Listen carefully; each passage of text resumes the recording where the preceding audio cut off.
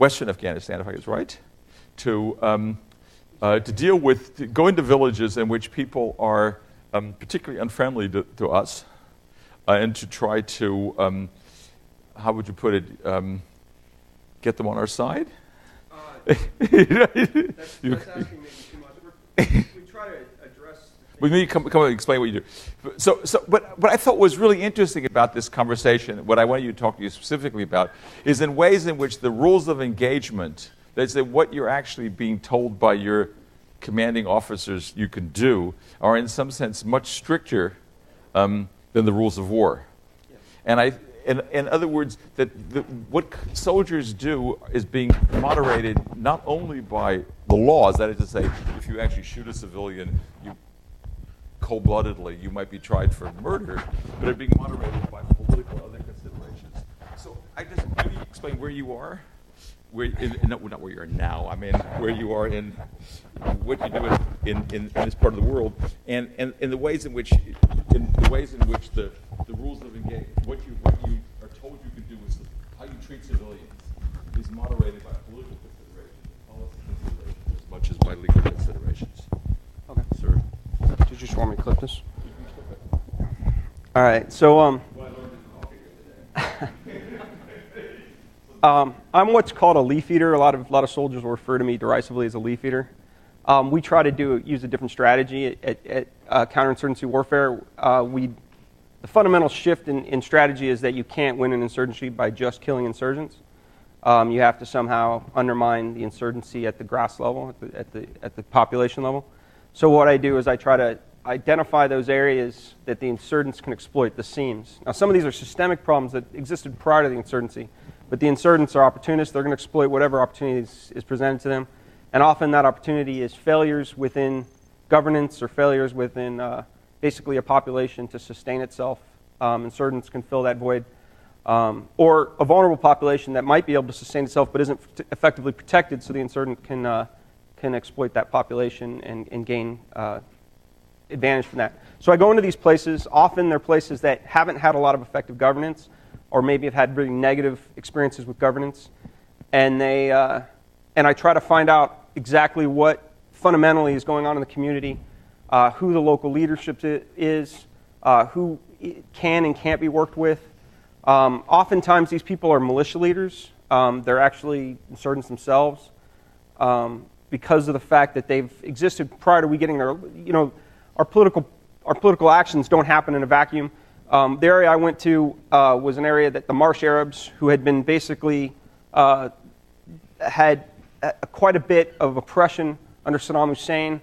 He had attempted to essentially commit genocide on them. And so they were very hostile to any security forces. They were very hostile to, they were xenophobic to pretty much any culture. They weren't particularly, they identified as Iraqi, though they did identify themselves as Iraqi. A lot of their tribal loyalties were transnational because they were close to the Iranian border. They were Shia. And this group had essentially forced England out of the area. British troops had been murdered in the town I was in, and Britain refused to go back. So we came and tried to address the issues after the British left. So it's a complicated form of warfare. Now, what he wanted to really get to was the rules of engagement. The rules of engagement, they're very sensitive, so I can't talk about very specifics on it, because if the enemy knows the specifics of a rules of engagement, they can exploit that and take advantage of it. But the rules of engagement are vetted so that they comply with the laws of warfare. Now, this is done at an intellectual level. So when I say that I understand the rules of warfare, or that I'm a practitioner of the laws of warfare, I'm sort of like a practitioner of the laws of warfare in the same way a taxi driver is a practitioner of traffic laws. These rules of engagement are essentially the road signs that I can use to determine where I can and can't go, how I can go, what speed I can use. I mean, it's a very loose analogy, but in general, they tell me how I can operate. Now, oftentimes, these rules are more, well, first of all, they're supposed to be nested with the laws of war. There's no rule of engagement. At a very high level, right? Yeah, at a very high level. We're talking about CENTCOM level, 4-star generals, 3-star generals. They're the ones that make this. Now, commanders can add to the rules of engagement, but they can't take away from them. In other words, they can't loosen them. They can't make it so that one particular unit has greater latitude to commit to destruction than another unit, unless that comes from above, and it still must follow the laws of war. Now, there is one area, and you're going to hear a lot of debate as stuff comes back from Iraq, stuff becomes disclassified, a lot of stuff on WikiLeaks starts getting sort of vetted out. You might hear things that people have made mistakes in Iraq, or people have intentionally, through direct orders, done the wrong thing. You may hear stuff like this. War is a complicated process. The laws of war aren't very clear. They're meant to be general rules. There's a rule within the law, in our rules of engagement, that essentially says we have the right to defend ourselves. Now, that's a pretty blanket rule. When you're in an environment where the enemy is unclear, when the enemy is wearing civilian clothes, the enemy is using every opportunity it can to kill you in ways that you least expect it, because that's where you're most vulnerable. That rule to defend yourself can make what would seem to somebody after the fact as been an error in judgment very unclear to that 18-year-old kid on the ground.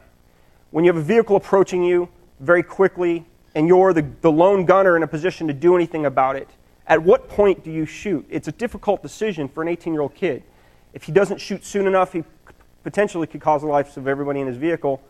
If he shoots too soon, he kills an innocent victim potentially. And he has to make that decision in seconds. And a lot of times that decision isn't just based on the isolated incident, it's based on the context or greater context. How many VBIDs has been happened in the last month? A friend that might have been killed by a VBID. There's so many things that are weighing, or just basic fundamental misunderstanding that can happen from culture or from circumstance. So you're going to hear a lot of negative stuff about war, particularly if you're interested in human rights. Understand that this stuff is not necessarily as, it's very anecdotal, and there's a lot of context that gets missed to the history. So I'm not trying to be apologetic. In fact, I think overall the U.S. military has done a very good job at trying to minimize civilian casualties. On the other hand, there are people who fundamentally misunderstand what they're there to do, and they've made mistakes, and fortunately we've prosecuted some. I'm sure there'll be others that'll get prosecuted at some point. But overall, in the historical context of warfare, it's been pretty exceptional how much effort has been put to try to minimize civilian casualties. That rules of engagement is it's gotten to the point where it's so strict that I used to be a police officer for a year, and I had actually greater latitude to shoot an American civilian than I did to shoot an Iraqi civilian in Iraq. And that sounds like I'm exaggerating. I literally am not. People could throw bricks at me. In fact, I had a hand grenade land really close to me. Didn't know it was a hand grenade because I had so many bricks thrown at me for so long that I had been ignoring because I couldn't shoot somebody throwing a brick, that the hand grenade I missed because it just became sort of white noise. Throwing a brick at someone under traditional laws of war I'm talking about would be counted as an act of war. Because if somebody throws a brick at you, you're justified in shooting them. The interesting thing with you explaining in Iraq or in Afghanistan, in a situation where killing a civilian would be very bad. Right. The rule is you don't punish citizens teenage with a brick. So the actual politics of right. engagement are often raise the standard from international rules of the rules of war. If we had gone into a village that's already has a negative impression of security forces, or already is treating us like an outsider, and their hostility is being manifested by throwing bricks, if we were to shoot a kid, shoot an adult for doing that, we've now escalated this into a fight between us and them. The communities are very defensive, and they're very tight-knit, especially a community that's been under oppression like the Marsh Arabs had been. They have AK-47s in every home. And the reason why the British had been sort of forced out was because they had accidentally killed an ambulance driver. The ambulance driver, basically an Iranian agent fired a pistol.